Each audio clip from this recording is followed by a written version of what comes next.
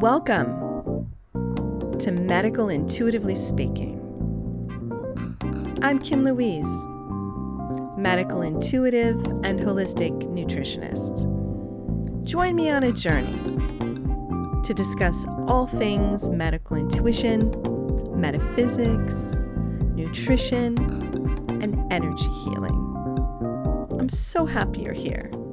Let's get this started. Well, hello and welcome. For this podcast, I had the pleasure of interviewing astrologer Celeste Brooks. We talked about her transition from her sales and marketing career, working with Fortune 500 companies, for a very long time, and then transitioning into being an astrologer and the various types of readings that she offers to people. So we had a really, really nice discussion. So just wanted to give you this really quick introduction, and I hope you enjoy the show. Take care.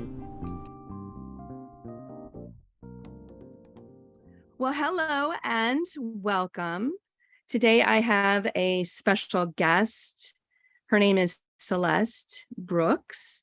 She is the founder and principal astrologer at Astrology by Celeste LLC, where she offers personal readings, horary consultation, cosmic success coaching, group events, and classes.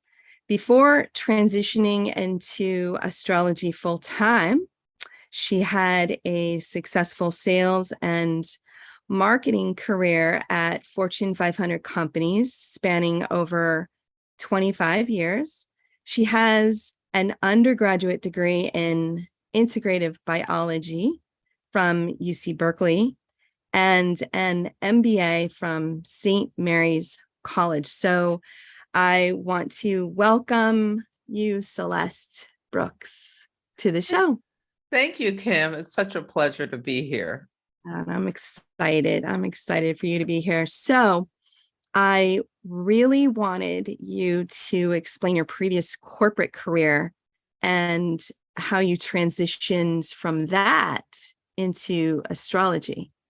Yeah, so I have over 25 years of sales, marketing, and business development, and I was all in on, the corporate lifestyle. I have Saturn on my sun, my Taurus sun, so I'm kind of like a Capricorn in disguise. But I've had, this pull towards more of a spiritual life for a couple decades now. And then the final straw was when I had, when Uranus, the planet of awakenings and shocks and awe, and just like you can give downloads from Uranus, went into the sign of Taurus, the sign of my sun sign. I could almost remember to the day, I just felt this pull, like, is this all there is in life? I want something different for my life. And I need something different, but I wasn't exactly sure what I was going to do. But yeah, I just was awakened to know that I didn't feel like I needed to be on the hamster wheel for the rest of my life. So I started studying astrology, and it just connected with me. It just like immediately, came in. I've been told I was an astrologer in a past life. So I just threw myself into studying and whatnot, and just learning, just because I had a joy for it. But eventually I realized this was something that I had a gift to share with others, and that I could make it, my full-time career. Yeah, that's fantastic. So you had this pull towards the new age stuff, the metaphysical stuff, pretty much your whole life, right? And then you finally really did it. What's so interesting, as a child, I was always fascinated by Greek mythology. Like I've always, like my whole life, I've had my nose in a book, always trying to learn things. And so like the archetypes of the gods and goddesses, I was already connected to that energy. And then around the time I went through my Saturn return, which happens around 29, was really when I started feeling the deeper pull for more spiritual things. And yeah, and yeah, connecting in on a deeper level. I, had some interest earlier on, but no, it was really after the Saturn return, that path to Right. maturity and adulthood, and yeah, that I really started feeling it.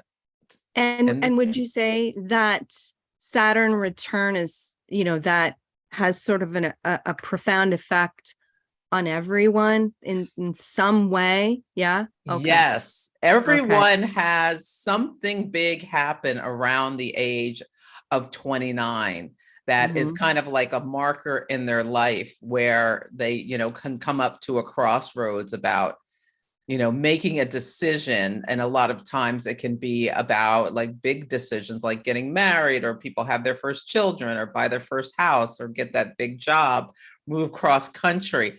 Also, it can be difficult things like a parent gets sick, or, there's just something, they lose a job, or something big tends to happen that has a big impact when people, you ask them to reflect back on 29, and you can even give them some of the dates. It really has an impact on people. So yes. Right. I'm sure people listening to this are thinking back saying, oh, yep, that makes total sense. Yeah. Yeah. So explain the intuition aspects in your chart and how you incorporate them into your astrology readings. Yeah, so it's interesting. Astrology, you can get very heady with astrology because it's a lot of math. And so I started doing, and it was recommended to me to tap into oracle cards and like the tarot, because I have the planet Neptune at a karmic degree. Each sign has 29 degrees. And if you have a planet at 29, you have your Chiron at 29. I have my Neptune. And Neptune is like, has to do with consciousness and like the unseen realms. And I have it touching one of my personal planets. It's opposing my Mercury, how I think and communicate. So I learned I had a gift as like a channel by pulling cards for myself and others. That was something that just came in through experience. I also have the planet Uranus right next to my IC, which is the lowest point in your chart. It's like the most personal point. It marks the fourth house of home, family, and foundations, and that there may have been some lineage through my ancestors as well, I've been told. And yeah, just things just come in to me that I just have a deep knowing about some things. Oh, that's so great. Cancer rising, so that water energy. Yeah, just I can walk into a room and just, understand the current of what's going on.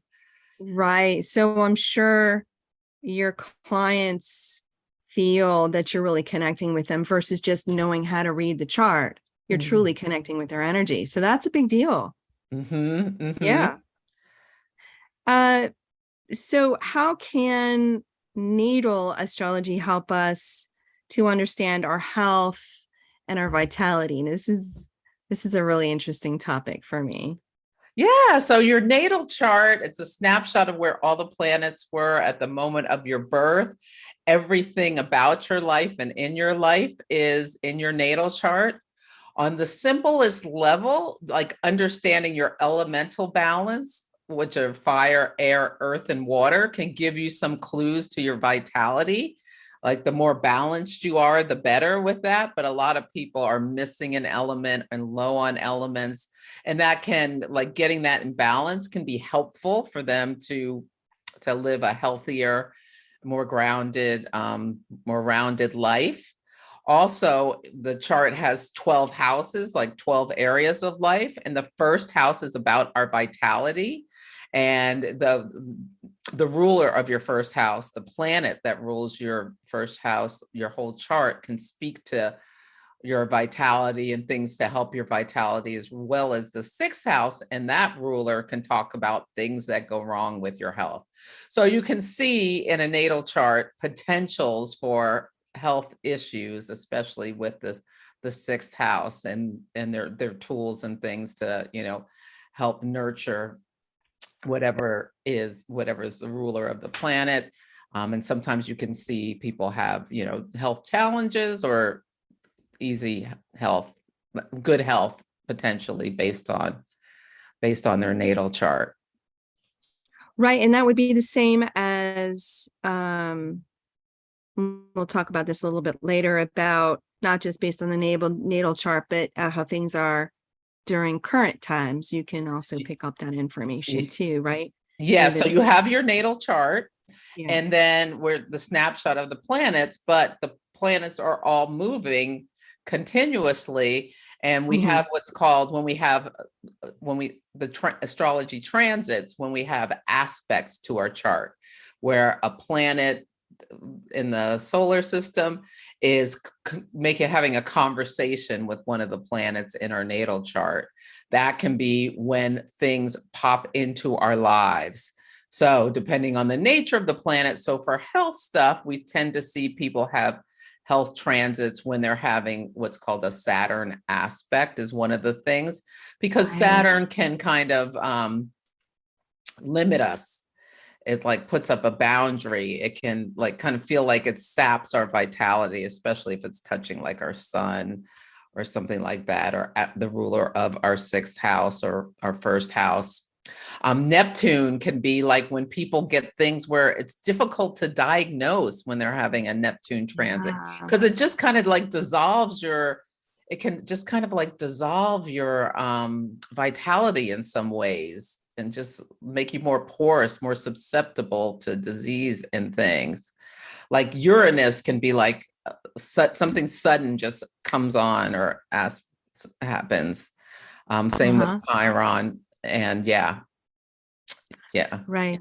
Yeah, I know. I always think of Neptune as being nebulous, fuzzy, confusing, right? Yeah. Right. People have Neptune strong in their chart, especially their first or sixth house, sometimes can have multiple sometimes issues where they're difficult to diagnose. And so it may take them a while to figure out what's going on when they're having, a health issue. Right. Okay. So what are the signs and the aspects in someone's natal chart? 'Cause I'm sure I have some listeners that feel that they are a medical intuitive or have some leaning toward it. So help us understand the signs and aspects in the natal chart that someone might have as an aptitude for being a medical intuitive. Yeah. So water energy speaks to intuition, and the sixth house speaks to health things. So I feel like people who have, especially in trines and flows, when they have one of their personal planets, especially like their moon, their Mercury, or their Mars. The moon rules our emotions and our memory, and just like kind of like a wordless knowledge, and intuition. Mercury, how we think and communicate as well. And Mars, just like there can be just like a drive around taking action in a smooth flow with one of the outer planets, can be a sign of medical intuition, especially with Neptune. Like you yourself have your Mercury in a water sign right on the cusp of the sixth house of things that go wrong with people's health, in a trine to Neptune right near the top of your chart. Is your most elevated planet. And then also in a trine to Chiron, the wounded healer, the healer who can teach others. So you have what's called the grand trines in water. So there is just this like just flowing intuition and energy. Also, people with things in the eighth house. The eighth house also has like a lot of healers or people who just can understand things, have eighth house energies, and you have your moon in an air sign in the eighth house. So I think that helps you probably put to words what you understand people are going through, on a level of their physical body and potentially even their, psychic, mental stuff. So so people with water energy, people with planets in the sixth house, eighth house and 12th house. Eighth and 12th are water houses, I think, as well. The water signs, Cancer and Scorpio, I see is more of the focused on healing energy or health. Yeah. Right. Yeah, Gotcha. those are some things. Yes. So ultimately, if someone is curious, then they could reach out to you for a full reading and just specify, or ask for you to see if you see any of those aspects in their chart, for you to point that out and to help give them some sort of clarity. Because I'll tell you, an astrologer helped me to truly put it all together, to see, I felt a very strong inclination and ability to be able to be a medical intuitive, but I was in that phase of, come on, this can't be real. This can't be real, and then, I got an astrology reading, and she tied it all together, and it just made total sense. It just really was the final confirmation or validation that this is real. And it really helped build a little bit more confidence in my abilities. And so I urge my listeners, if they are wondering, if they just need that final validation, to get a reading, an astrological reading, and then, Celeste can help out with that. So yeah, and your chart, I mean, it just screams like that you are in service for people in a medical aspect. Yeah, you have a Sagittarius midheaven, the highest point you can reach the world, and your Jupiter, which rules Sagittarius, is in your sixth house in a fire sign. So you have this really beautiful mix of that water plus the fire, where just things probably just come into you, and the air, you can communicate it. Yeah. But there's some groundedness to your chart too with the groundedness would be more the air, right? The logic. Is that what you're referring to? I'm talking about, you have planets in the second house and the sixth house, where those are earth houses. So there's a similarity, like Taurus and Virgo.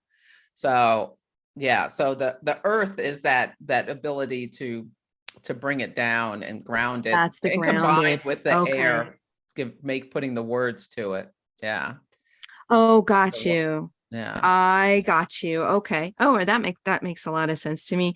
So I know you are a big fan of moon astrology, and so how can working with the moon and its cycles assist people with improving their health? Yeah, so working with the moon has changed my life. I'm a Cancer rising, and on the the moon rules the sign of Cancer. So on the simplest level, how people can start working with the moon is just knowing what sign it's in every day, and starting to track it, and starting to track their vitality, how they're feeling, how they're emotionally feeling, how productive they're being. And they may notice a shift and can plan around it with their schedule. And I do on Instagram, Astrology by Celeste on Instagram. I post moon memos to tell you what side the moon is in, but there are apps and things you can do for that. So that can really help you understand and be more balanced and know things to do. Like when the moon's in a fire sign, Aries, Leo, or Sagittarius, I really recommend people move their bodies more. That can help improve health with that fire energy, because fire can burn if we don't express it in good ways, or like can wind up, having people agitated or in anger or things like that. Yeah. Yeah. And the earth moons of Taurus, Virgo, or Capricorn, these are great times to be productive or be more grounded or take care of the daily tasks in life, like the chop wood, carry water, and do some of the planning, doing the balancing their checking account, that sort of thing.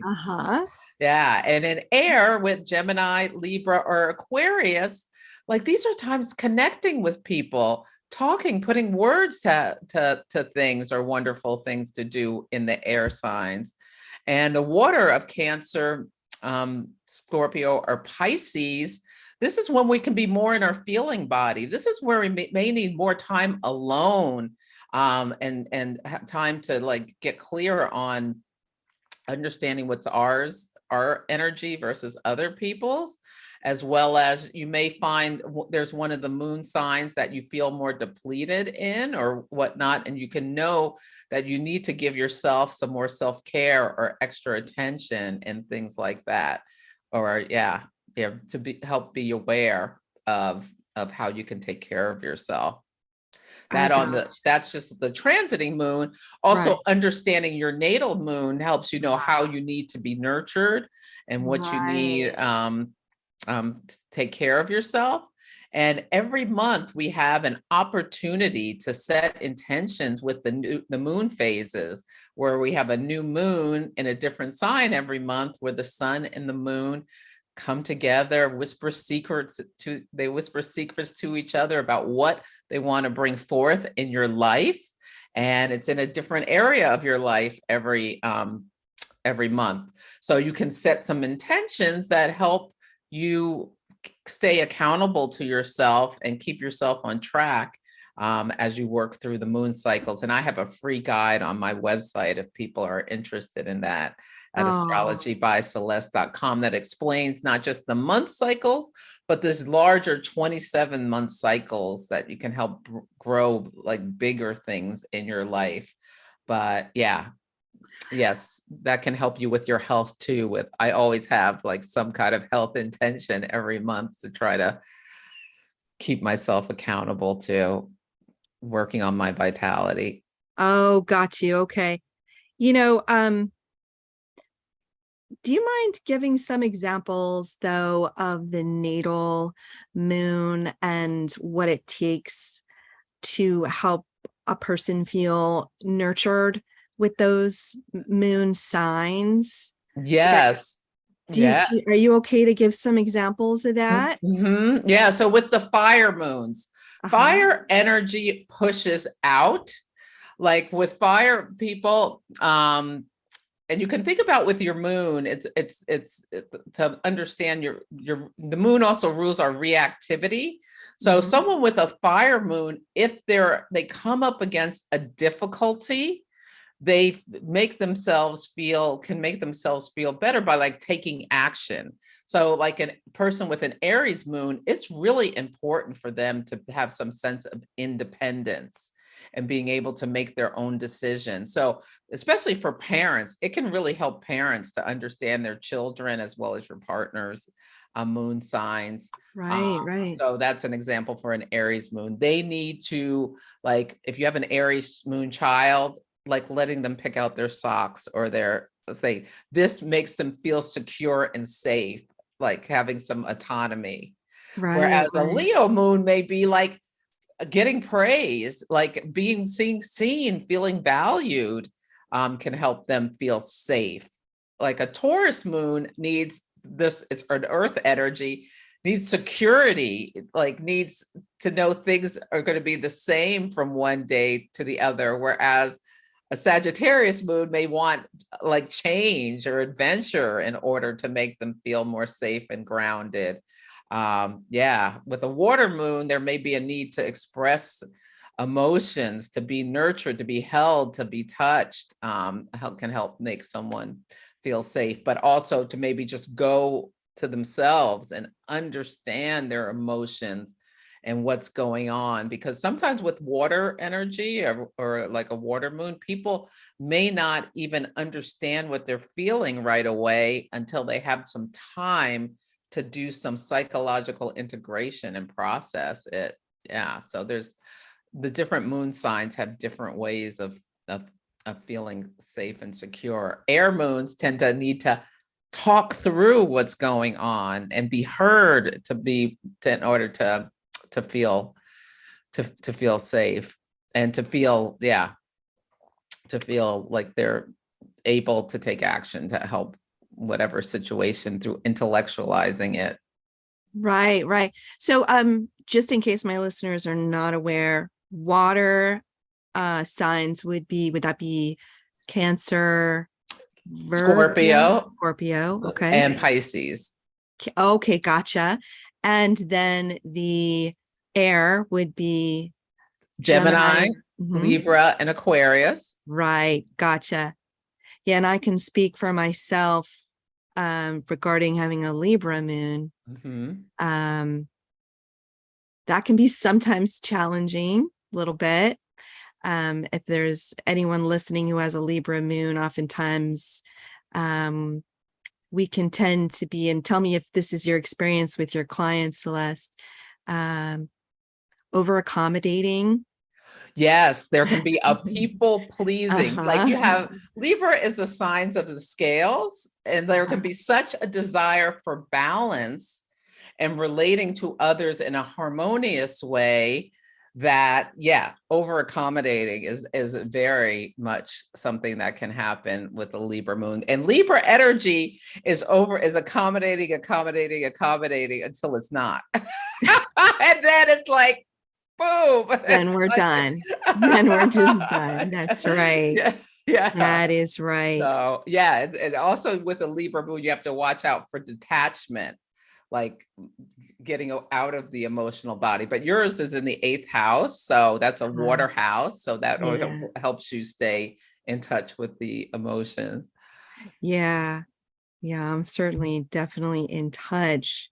The other thing I have noticed, and I'm certainly a novice, as I've told you in the past with astrology, but I've noticed that a lot of Libra moons or 8th house moons, it might be, tend to be empaths. Have you noticed that? Okay. Yeah. Well, the 8th house is the house of deep psychological processes and intimacy. And it's a house of the shadows. And people with like a lot of 8th house energy have often come in touch with death or difficult situations or all sorts of things where they've understood that energy of the life, death, growth cycle, and that transmutation through sometimes difficult things or pain that gives them that empathic ability. Right. So if there's any other 8th house Libra moons out there, I understand you. I understand the challenges. Okay. So how can working with the transits and progressions assist people? Do you want to expand a little bit more about that with improving their health? Yeah, so I think the transits can help you know what's coming.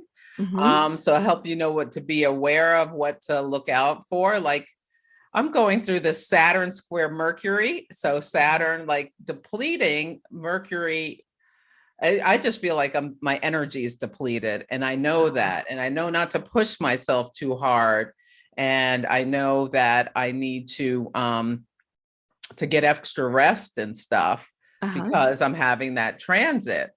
Whereas if you're having Mars coming to your sun or something, that can be a time where it's like you put a little battery in your backpack, and it's like you could really feel stimulated to go and take action, and you can get your drive gets much more revved up. So knowing what your transits are can be helpful to know what's going on. And we also have like, there are things like chart patterns, which I mentioned with you and your grand trine and water. Well, people have all kinds of chart patterns where if one planet is activated, it sets off this thing in your whole chart where to be aware of, and you can learn from experience on how that can inform you now, is something that can help people know about what's going on. Also, there's something called progressions, which you mentioned, which it's more of an emotional thing that we can see, especially when the progressed moon. It's not a physical thing. It's about, you know, it's a form of taking your birth chart and pushing it forward into different parts of our lives. It speaks to where we are like now at this point. Knowing which house of our chart it's in and what sign can give us an indication of whether we'll be more energetic or less, or more pushing our energy out, or more yin and needing more rest or alone time, or things, whether it be focused more on health or maybe our job or different things like that. So yeah, we can see through the transits and progressions what's coming up for us emotionally, as well as what's likely to show up in our lives from other things. Right. And so you include transit and progression as transits and progressions as part of your regular natal chart. Yeah, so what I call it a new beginnings reading, and that's when we talk about the person's character with their natal chart, as well as we can talk about like their health aspects and things like that. Some things to be aware of or discuss, and then talk about what's their elemental balance, what's going on now, what's likely to be coming up in the near future. Based on the transits and progressions. Yeah. Okay. Now, Celeste, what is horary astrology? Yeah, horary is the astrology of the hour. And this is a technique. It's an astrological technique, which just puts me in awe all the time. It's where a person will ask a question. So the person is a querent, they ask a question of the astrologer. And when the astrologer understands the question, they cast a chart. So the question needs to be something important to the person. They need to like clear, concise, like something could be like, you know, what do I need to know about this issue I'm having with whatever? Or it could be like, for one thing I did for myself is like, I got myself thinking I had breast cancer. And like I was able to cast a chart. Now, of course, I went to the doctor. But it told me it was my fears driving me the chart. So the chart will give you insight into what most recently happened, what's likely going to happen next. It can tell you the people involved, and like a health chart. It can also indicate like how soon you'll feel better, or whether it's going to be kind of some back and forth, whether you have your doctor will be represented in the chart, as well as the treatment and things like that. So it can give you this unique insight into the journey that you're having with a health issue. People also ask questions about relationships, or business deals, or things like that. And it's just incredible. And what'll often happen is that, or always pretty much, is that the chart the astrologer pulls will relate back to the person's natal chart. Like the question is in sync in some ways with the universe and your and your chart and everything. So it's just this amazing technique that can help you get some insight you might not get elsewhere. But of course, number one is to go to a medical person. It can just like give you some additional insight that a doctor may not be able to give you. Yeah. Similar. I didn't mean to interrupt you. Go ahead. Oh, that's okay. And help you understand. Sometimes it'll show you, how much is like your fears or mental balance with physical, yeah, you can see some of that. And it's great for if if the doctor keeps saying there's nothing wrong with you, it can sometimes indicate like, yes, there's something wrong with you. You need to get other help or specialists, because we can see that something is impacting seriously wrong with your health, things like that. Right. Okay. Got you. And so I'm imagining these can, if somebody, let's say somebody got a medical intuition reading, they could also get a horary reading from you too, to just sort of add that in as some additional, I would imagine they work synergistically. They could, yes, I'm they sure. can help each other. Yeah. Okay. Oh, that's really interesting. Okay. And then, so overall, what are all the types of readings that you do? I know we talked about the horary, and do you mind just sort of breaking those all down? Oh, sure. So I do natal chart readings where I discuss, as I said, the person's soul blueprint, as well as what's going on now and what's likely coming up.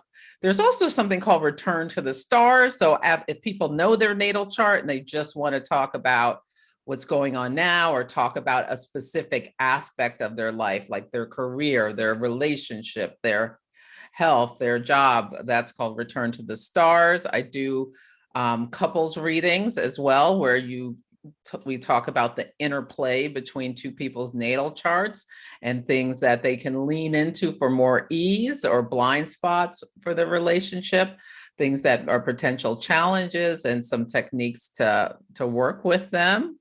And then I do the horary readings where people come with a specific question they'd like insight into. I also do mystic mentoring. So people who are studying astrology and want to improve their skills, I do that. And then I do events for people, like sometimes corporations hire me, or people having a bridal shower or a family thing, things like that. Right. Oh, And I can do readings at an event. Yeah. Oh, that's great. I always wanted to know, for couples astrology, do both people need to be present for that? I like for the couples reading, I like to have both people present but sometimes like you can even see like your person, your partner in your own natal chart. So there's a lot you can say about how someone relates from their own natal chart, but also can look at, some of the challenges between the two people. But I prefer to do the couples with them both, present if possible. Is that called synastry? Synastry, yes. Right? Okay. Yes. I always get that word a little mixed up with sinister. I thought you were going to say synergy. Or synergy, but synastry always reminds me of the word sinister. So I have to stop myself and make sure I get that right, because they're very different meanings. They are very different meanings. You teach classes, right? You teach, besides the mystic mentoring, that would be one-on-one, right? Yes. But the classes that you teach, you want to? Yeah, so I have a moon mastery class. And this is when I teach it's 2 6-week courses, Moon Mastery 101 and 102, where I teach all things about the moon and astrology, and people can learn how to connect in with their inner voice better, and learn how to trust their intuition through understanding their moon sign and all things about the moon, as well as for people who have goals that they'd like some assistance with, like learning how to use the moon cycles to plan and then execute moving forward step by step. And about all of the astrology around it. So that's a class I teach. I'm going to be starting to teach, I think next year, more basic just astrology classes. But I think coming in through the moon is one of the best ways to start learning astrology. And even for people who know a lot about it, deepening their understanding of the moon and all the facets of it. Because you don't just have a moon sign, you have like what house is your moon and what conversations is it having with other planets, what is the moon phase you were born under, and then where's your progressed moon, what progressed moon phase are you in right now. There are all sorts of, there's a lot of layers to it. And I forgot to mention, I also do cosmic success coaching. So where I work with people one-on-one for 3 months or a year to help them go, for whatever they want to work on, in terms of, a lot of times people come to me because of my corporate background with having goals of what they want to do going forward with their careers. Right. Oh, that's fantastic. You said for how many months? 3 months or a year. That's great. Okay. Yeah. I mean, or people could just do multiple 3 months, but yeah. Yeah. So it's really wonderful because we meet twice a month. And work on their goals to their natal chart. And then, as well as, I do oracle readings for them once a week, where I just tape a little video for them and send it to them based on stuff. Yeah. So I bring in the intuition with the astrology. Oh, perfect. So how can people contact you? Yeah. So my website is astrologybyceleste.com. I also am on pretty much everywhere as Astrology by Celeste, but Instagram is my main platform where I do lives every week. I'm going to be hosting 4 free events. So if people go to my website, they can sign up. August 30th is the first one, called The Power of the Moon. So they can learn more about the moon and what I do and what I teach. And my Celestial Insights podcast gives people guidance for each week about what are the current energies and some things to be thinking about. And I think that's everything. Yeah, I'm on YouTube, TikTok, Facebook as Astrology by Celeste. Yelp, you can find me. Yeah. And on Yelp too, which is that's a nice thing to have out there. I'm so sorry. I completely drew a blank on what I was going to say next, but I'm so sorry, Celeste. Oh, no worries. I was going on and on. So you would ask something me about your social media. Oh yeah. So Instagram lives, I do Instagram lives twice a week. I do one where I talk about the current events in the news and how they relate to the astrology of what's going on. So I love doing that. And then one day I do, I pull cards for each of the 12 zodiac signs, and then people get a 3-card reading for their sun, moon, and rising sign. Oh, that's nice. Yeah. Yeah. And just so you know, today, Mercury, the planet of communication, is opposite Neptune. So forgetting what you were about to say is so on target with astrology. Oh gosh, it's a strong energy that is the astrological energy. That's making me wonder this question. Are you familiar with dowsing with like a pendulum or other tools to change up the energy? Do you feel that it is possible, because of the astrological energy, do you feel, in your personal opinion, that it is possible to almost change up the astrological energy so it doesn't have so much of a strong influence? Do you think that's at all possible to do? Well, I think you can manage what's happening, like knowing, especially, I think it's really important for people to be present with their energy, because Mars just went into the sign of Gemini, Mars, the planet of action. So people may feel their nervous system in Gemini, and air sign. It's going to be there for 7 months because it's going to retrograde. Knowing that you may feel a little pushed, your nervous system may feel a little agitated. So knowing that this is the energy, you can counterbalance it with tools.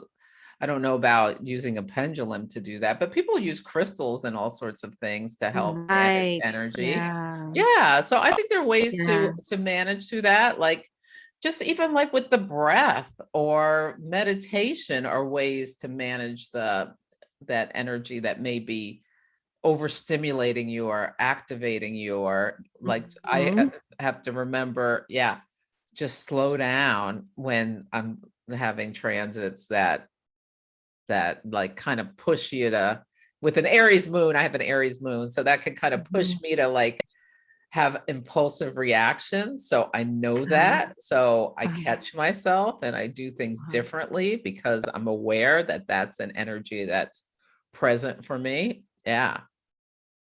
Okay. Well, that's I've always just found that so interesting. There are definitely dowsers out there that very strongly feel that using not just a pendulum, but using the intention to transform energy can help to offset the strong energy of the astrological energy. I haven't yet utilized it or tried it, but I do know that there's definitely people out there that really strongly believe in that. Oh, okay. Yeah. I think, I mean, I know with crystals, you can do that, Right. work with it, but that's really interesting. I need to look that up. Oh, well, I'll after the show today, I'll share some more information with you Please about that. do. Please do. Yeah. But what I'll do, I'll include all of your links to your website and social media in in the show notes. And everyone, be sure to reach out to Celeste if you're looking to get a reading or mentorship or class, especially one of those 4 free upcoming classes. That'd be a nice way to get into that. So And I do Celeste, readings for people on those. So I'll like teach a oh, that's subject. fantastic. They're called Moon Mastery webinars. I'll teach a subject, and then if people want I call it my hot takes on their birth chart, I'll give them some insights by just, taking a look at their chart. Yeah. So there's That's a lot great. of fun and community building. That's a great reason to jump on that. Celeste, thank you so much for sharing your journey and your astrological wisdom. Appreciate it so much. Oh, well, thank you so much for having me, Kim. This has been such a pleasure connecting with you. Oh, same here. Audience. Oh, thank you so much. And I want to thank my listeners for tuning in today. And I wish you all the very best in health. Take care.